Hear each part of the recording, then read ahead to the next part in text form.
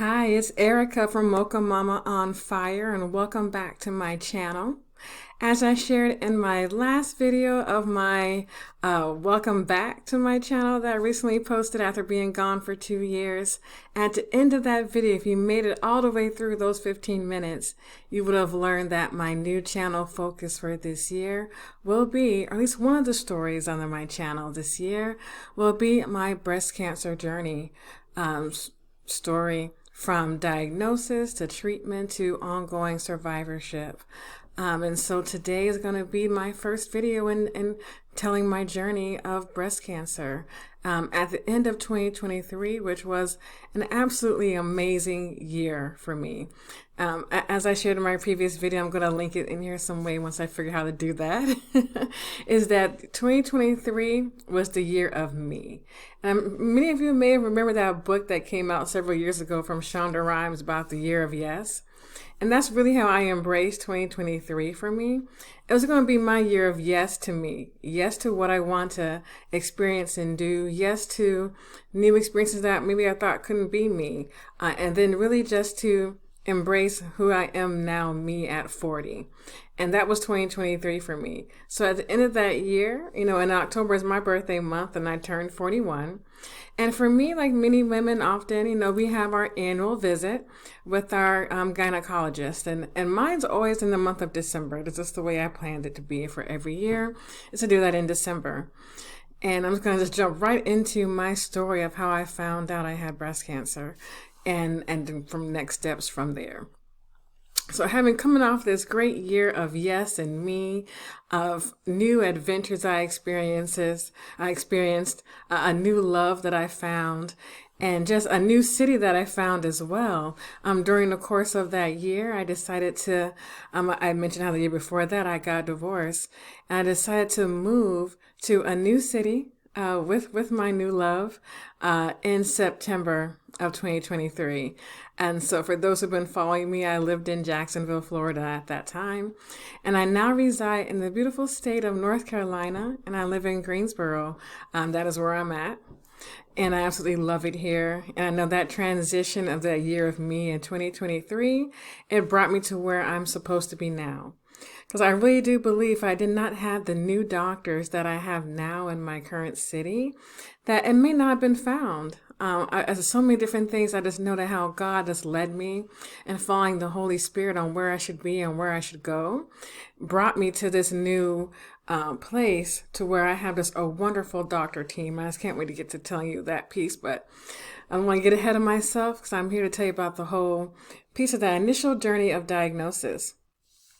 So I go into my OBGYN, my brand new OBGYN in my new city to introduce myself, all those things. And I'm having my usual checkup that we have. And then at the end, it had one little nagging thing that was on my mind. And I had this lump, and it was like this little, I would say it was like not even that big, but probably like, if you can see my hands, I do got my little virtual background. It was like this much, like a milliliter felt like lump on the top part of my left breast.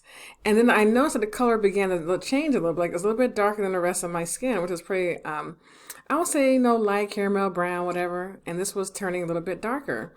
So I had a little concern, like, could this be something? So I showed this, pointed out to my new OBGYN.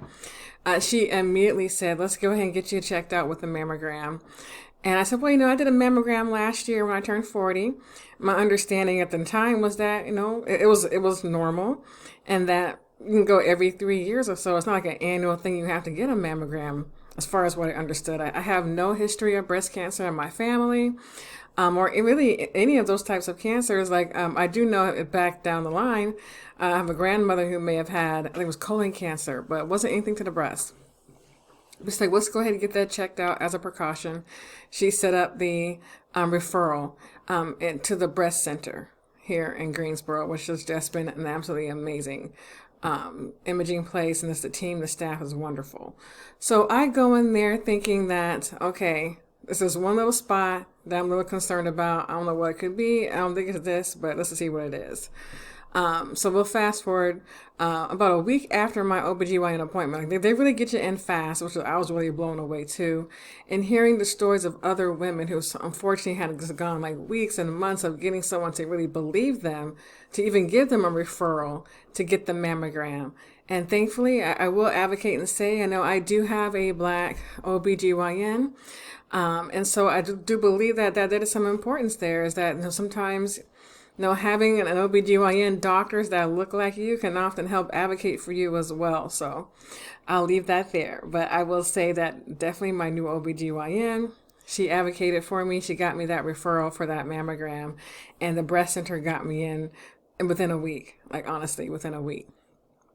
So the radiologist team and all of that are doing my mammogram, and they're nice staff, chit-chat and all those things. I'm thinking I have this one little area on the top of the left breast that just bothers me looking down and seeing that looks this way. Because it's visible when you wear like a V-neck, you can see it. And I was like, oh, I don't like that, So let's get this checked out. So we're getting that done. I go through the process, great staff there, they put my big boob, on that machine, they smash it down and they do all the things that they do. And then they have me wait in a lovely little waiting area to hear some results from the radiologist.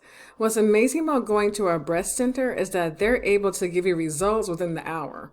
Like, no joke. And I was just like blown away from this. And so they called me back to meet with the radiologist and all that. And then I'm looking at the face of the doctor, the radiologist, who did my scan.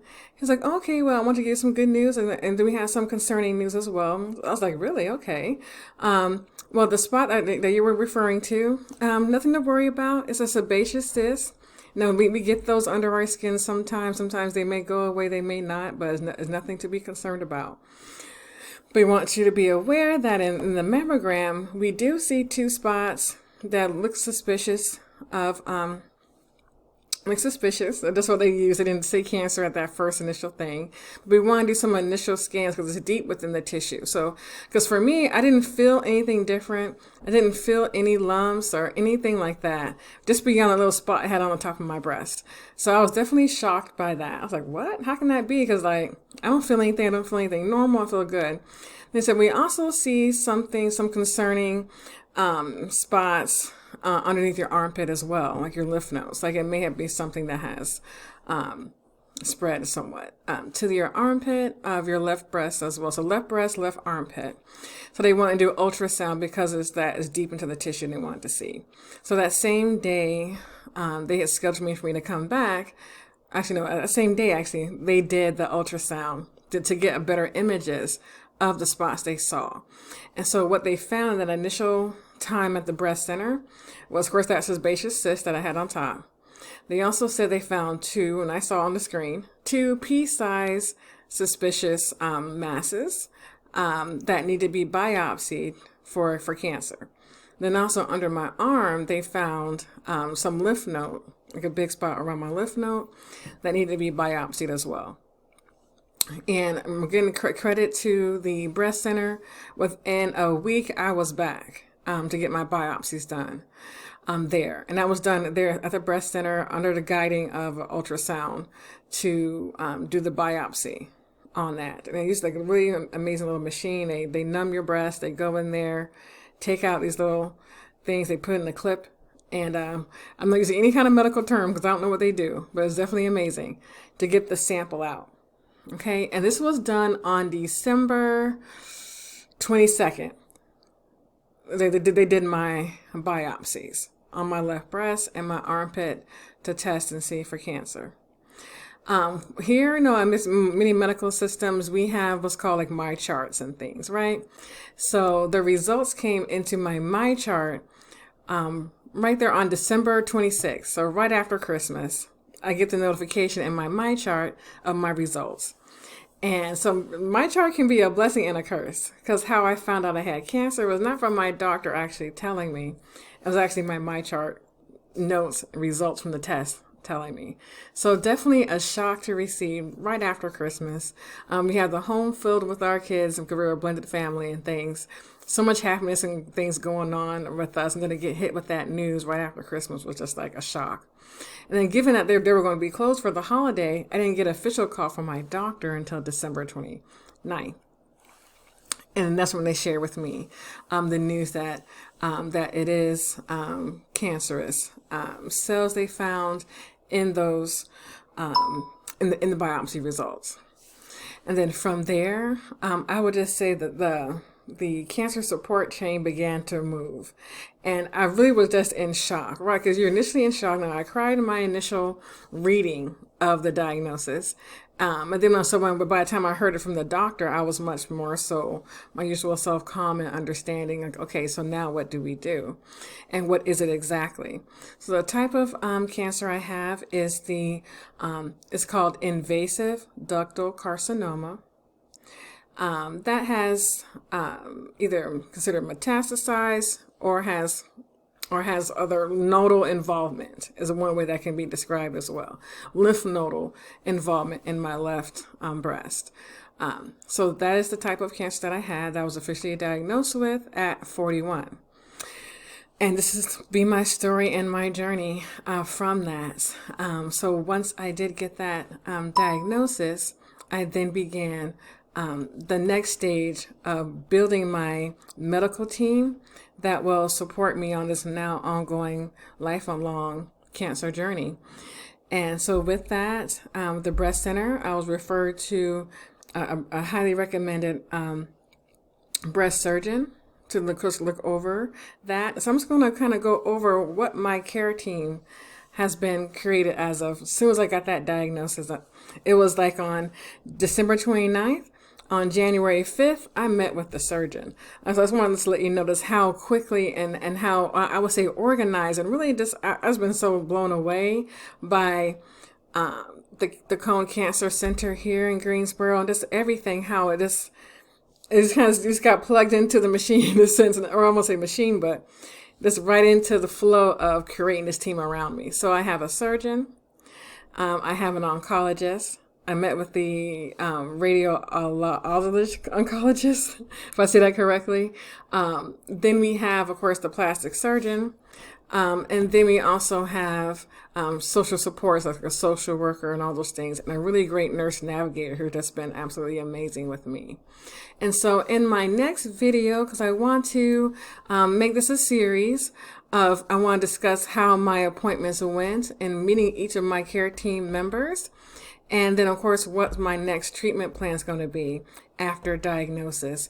But I want to make it clear and make it an advocacy in this video is that please, women, if you notice anything different in your breast, get checked out.